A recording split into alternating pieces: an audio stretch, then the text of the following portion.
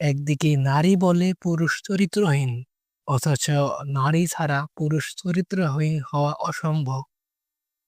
আর একদিকে পুরুষ বলে সমাজ নষ্টের মূল কারণ হচ্ছে নারীর চরিত্রহীনতা।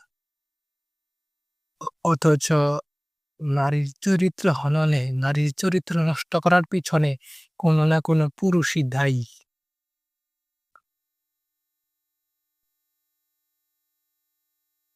চরিত্রহীন নারী চরিত্রহীন পুরুষের জন্য, চরিত্রহীন পুরুষ চরিত্রহীন নারীর জন্য। যদি আপনি উত্তম পবিত্র কাউকে পেতে চান, নিজের পবিত্রতা খুবই জরুরি। কিন্তু বর্তমান সময়ে আমরা নিজে পবিত্র থাকতে চাই না, আমরা অন্য পবিত্র একজনকে চাই।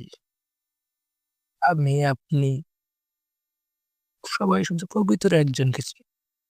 কিন্তু আমরা নিজেরা পবিত্র হতে পারতেছি না।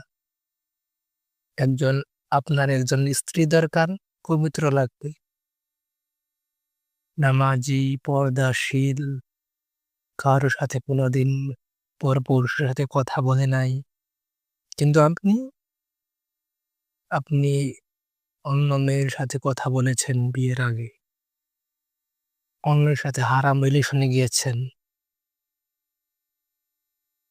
এটা কি মিলতেছে? মিলে না তো। স্ত্রী, নারীরা নিজেরা, কি বলবো ভাই? আমাদের চাহিদা এরকম, আমাদের আমাদের আমাদের যতটুকু সামর্থ্য আছে, আমাদের সামর্থ্যের চেয়ে আমাদের চাহিদা বেশি। এটা এই ব্যাপারটা এমন নয় যে ছোট মানুষ হয়ে চাঁদে যাওয়ার মতো, চাঁদ ধরার মতো বিষয়টা যেমন। আমরা পবিত্র নই, নোংরা, আমাদের জীবন পবিত্র নয়, আত্মা পবিত্র নয়। আমরা ওই পবিত্র একজনকে চাই। বললেই হয়ে গেল নাকি ভাই? আগে নিজেকে পবিত্র করুন, তারপরে পবিত্র একজনকে আল্লাহর কাছে চাইতে থাকুন।